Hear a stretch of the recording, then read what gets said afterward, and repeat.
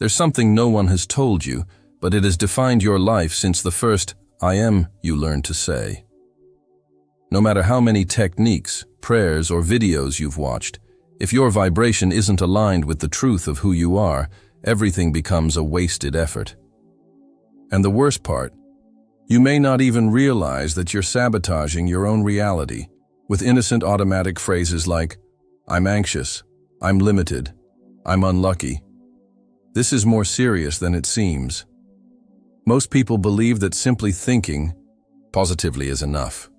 But let me tell you something that will perplex you. Thoughts without feelings don't change anything. And feelings without conscious words are just emotions floating in the air. What really changes the game is when you make decisions with emotion, with truth, with the conviction of someone who is already living what they want, and not someone begging for change. That's what I'm going to show you here. Forget everything. You've been told about mechanical repetitions and cliches. This is biology applied to the spirit. It's the physics of the body controlled by the invisible field of consciousness. And when you understand this, not just with your head, but with your soul, the impossible bends before your presence. There's no more if it works, only when it happens. And that's why this decree is so powerful. Because it wasn't created to motivate. It was created to reprogram. And if you listen carefully and let each word penetrate your vibrational field for 20 minutes, you won't be able to continue living the same way. What happens next? It's up to you to allow it. From a very early age, I realized that the words that come out of my mouth aren't just random sounds. They're commands. When I say "I am," I'm not just describing myself, I'm creating. It's as if every time I speak these words, I'm sowing an energetic seed in the field around me. And the universe, faithful to what it hears, responds by shaping the reality around me. As I studied ancient texts, the biblical phrase, "I am who I am," struck me with new force. It's not symbolic, it's literal. I am is the vibrational key of creation. When someone says, "I am weak," they sign an energetic contract of weakness, and the body obediently fulfills the agreement. It submits to the command received, even if it is disguised as a habit. For a long time, I repeated phrases like, "I'm terrible at this," or "I'm unlucky." And you know what? My life became a reflection of these words. But when I started saying, "I am strong," "I am prosperous," even when external reality told me otherwise, something began to reorganize inside me. Biology responded. My thoughts aligned. And over time, my life changed too. Every word I use is like a command on the keyboard of the universe. There's no mistake. What I write, I receive. If I say with conviction, "I am healthy," my body begins to balance whatever is out of alignment. It may seem simple, and it is. But simple isn't the same as superficial. The word is profound. It touches the root of who we are. That's why it's so powerful. I've seen cells respond to subtle commands given with intention. If the environment changes, the cell changes. And words are one of the strongest environments that exist. They are the space where reality forms before it becomes matter. When someone repeats, "I am a failure" to themselves over and over again, they are literally conditioning their body to live in that state. And then they wonder why life stops. The answer is in the words. Today, before I open my mouth, I ask myself, what am I invoking into my life right now? Because every "I am" is a call, an invocation of what I desire or fear. Words have a neutral nature. They can lift me up or tear me down. It's up to me to decide which side of power I want to be on.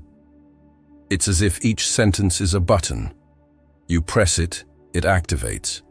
And it was precisely when I understood this principle that I realized, if the verb creates, then the image I support also needs to change. For a long time, I believed reality was what I could see, touch, or measure. But as I studied the human mind and cellular biology in depth, I discovered something extraordinary. The brain doesn't distinguish between what's real and what I've imagined with emotion. When I imagined something with detail and feeling, my body reacted as if I were experiencing it. That's when everything changed for me. I realized that if I wanted to change my life, I had to start by changing my internal images. It wasn't enough to wish for it. I had to see it with my mind, with my heart beating in unison. Visualize new and different scenes where everything I wanted was already happening, and not just see it, but feel it. Emotion is the cement that fixes the image in the subconscious. Little by little, I began to practice this with intention. I visualized moments of healing, accomplishment, and joy. And the most incredible thing, my body began to respond. My cells, my hormones, everything seemed to be in tune with this new movie I was projecting inside myself. Science clearly demonstrates imagination activates the same neural circuits as actual experience. One example that struck me was a patient who, although unable to walk, imagined himself running every day. Within a few months, he recovered and rehabilitated. His brain had already accepted this internal reality, and his body simply obeyed. This isn't an illusion, it's neuroplasticity. It's biology reprogramming itself through creative consciousness. Today, I can say with certainty, imagining is vigorously rehearsing what you want to experience. And this rehearsal has real power in the field around us. Every thought you entertain is a command that resonates in your electromagnetic field, and this field, in turn, begins to attract circumstances that match what you feel is true. But there's one crucial detail. If you imagine it without emotion, it's useless. The image must be vivid. It must move you, give you goosebumps, make your eyes sparkle. When this happens, your subconscious records it as if it were a real memory. And that's where the magic begins.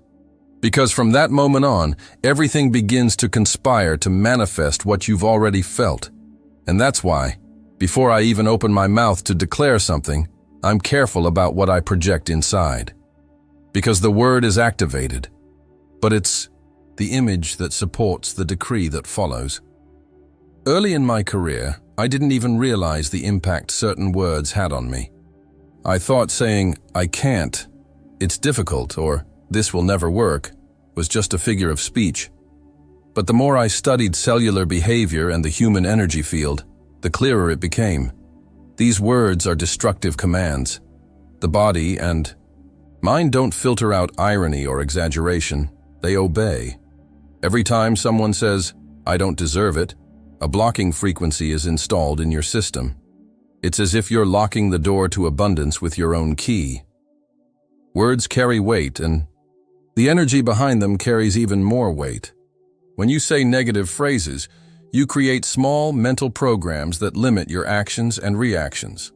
And the worst part, this becomes a habit, an addiction to putting yourself down. I've seen people with incredible lives sabotage everything just because of what they said. An entrepreneur who repeatedly repeated, "This success isn't for me," missed out on great opportunities. A patient who said, "I'm unlucky," lived in cycles of loss. Language shaped the experience. And the saddest thing is that most of the time, this goes unnoticed, as if it were just a figure of speech. The subconscious doesn't understand jokes. If you say, "I'm stupid," after forgetting something, your body registers it. Your neurons create connections based on this statement. And if you repeat it frequently, you begin to build an identity based on a lie. But a lie repeated 1,000 times to the brain becomes a biological truth. And that's the danger of negative language. On the other hand, when I started replacing these phrases with conscious affirmations, I noticed a huge difference. I am smart, I am learning, I am open to the best. These phrases began to reprogram me. At first, I even thought they were forced. But with repetition and emotion, everything changed. My nervous system responded, my internal chemistry adjusted, and my energy field elevated. I like to think of each word as a seed I sow in my inner garden. If I plant weeds with limiting words, I can't expect them to flourish. But if I take care with what I say, if I speak with love, conviction, and presence, I reap the fruits of transformation. Negative words destroy before they even begin. Conscious words build before they even have an effect. So today, before I open my mouth to say something about myself or about life, I listen carefully. And if I notice something negative coming up, I stop and reframe it. Because it's not enough to avoid the negative. We must intentionally cultivate the positive. And that's where the power of what we feel when we say it lies. Along my journey, I realized that there's no point in saying beautiful words if there's no feeling behind them. Emotion is what activates, moves, and transforms. It's like electricity flowing through a wire. Without energy, the light bulb doesn't turn on. And energy, in this case, is emotion. When I say something coldly, nothing happens. But when I speak with fervor, with soul, the universe responds. Conviction is the twin sister of emotion. One without the other is impotent. I've seen people say, "I'm thriving," their voices trembling with fear. And I've seen others say, "I'm recovering," their eyes shining, even though they're still suffering. The difference is in the commitment. Biology only moves when it believes, and it only believes when it feels. It's feeling that seals the decree in the body. I remember an experiment in which patients with chronic illnesses practiced emotional affirmations daily. They cried while saying, "I deserve to live. I am light. I am love." It wasn't just repetition, it was truth embodied. And the tests began to change. The biological indicators responded as if the body had found a new order. That has stayed with me forever. That's why I insist so much. When you affirm something, feel it vibrate in every cell. Imagine what your life would be like if it were already real. Conjure up images, sounds, memories, and immerse yourself in the experience. If you say, "I am loved," imagine being hugged, feel the warmth, hear the laughter. Because the brain won't question whether it's real or not. It will simply obey. I use it daily. When I want to change something, I create an affirmation and repeat it out loud, looking into my eyes in the mirror until my body believes it. I do this with soft music in the background, with incense, with presence. I make the moment sacred. It doesn't matter if I'm in the bathroom or a hotel room. What matters is that I'm there, complete, feeling it as true. And when emotion hits me, it's as if I've pressed a button. I feel a lightness, a warmth, a vibration. It's my energy field realigning with the new frequency. Conviction generates coherence. And coherence is what transforms intention into reality. Doubt fragments, emotion integrates. Without emotion, the decree vanishes halfway. With emotion, it reaches its destination. So today, more than speaking beautifully, I speak with sincerity. And this truth is not born from logic, but from the heart. And when this feeling dominates me, I know that I'm not just saying it, but that I'm truly being it. And it's in this state that manifestation accelerates.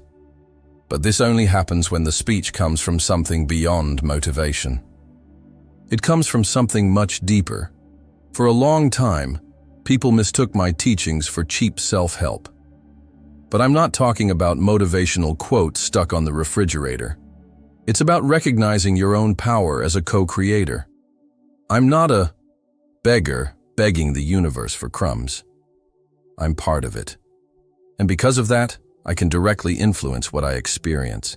This is applied spirituality, not stagecraft. This awakening doesn't happen with a flashy cover or an exciting lecture. It happens silently when you look within and realize, I am everything I need. When I stopped looking outside and began to truly listen to myself, I understood that the divine lives within me. It's not something you ask for. It's something you activate. And this activation comes with awareness, with presence, with truth. Biology proves it. When a person establishes coherence between the heart and the brain, the body begins to function in a state of perfect balance. It's as if the soul were in control. I've seen it with my own eyes in experiments, measurements, and electrodes. The body responds to spiritual truth. It flourishes when it feels at home, when it recognizes its purpose.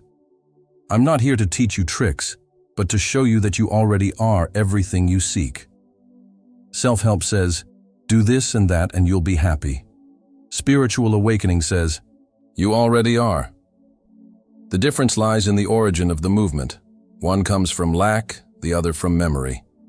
And when we remember who we are, everything falls back into place. Healing, abundance, love, everything is reorganized. I remember once finding myself meditating deeply, in absolute silence. I didn't ask for anything. I was simply grateful to be part of this infinite field of intelligence. And it was there that I felt the greatest impulse of transformation I'd ever experienced. There was no book, no technique, just presence. And the strangest thing is that after that, the doors opened as if by magic. Because I stopped forcing, I accepted. Today, when people ask me what it takes to change your life, I tell them, recognize your divinity. It's not about conquering, but about accepting. The universe doesn't grant effort, it reflects your frequency. And when you vibrate as a creator, everything changes. The mind calms, the body harmonizes, and reality adapts to the new vibration. Not because you struggled, but because you remembered. And remembering this, I realized that the word, the image, the feeling, all of this only has power when it comes from this awakened consciousness. Because that's where true power lies. The power that, before manifesting, connects with what truly is. Now tell me, after understanding all of this, how are you going to continue talking about yourself? Are you going to repeat that you are small, weak, unfortunate? Or are you going to start forcefully declaring who you really are? Your body has already heard enough words that have limited you. Perhaps it's time to feed it with decrees that free it, strengthen it, and awaken it. How many times have you doubted your own power because no one taught you how to use it? How many opportunities have slipped away from you just because you said, I can't? It's time to turn this around. And not with haste or desperation, but with awareness, because those who understand what was said here today will never return to scarcity. Those who feel it, transform it. And now that you know, what are you going to decree for yourself starting today? Comment below a phrase you choose to declare as your new truth. Declare it with force, with conviction. Write it down and activate your field. Because this simple gesture can be the first step toward your new reality. If this video moved you, provoked you, or made you see something you hadn't seen before, subscribe to the channel and turn on notifications. Here, transformation isn't a promise, it's a real process. And with each new video, you'll be reminded even more of who you are.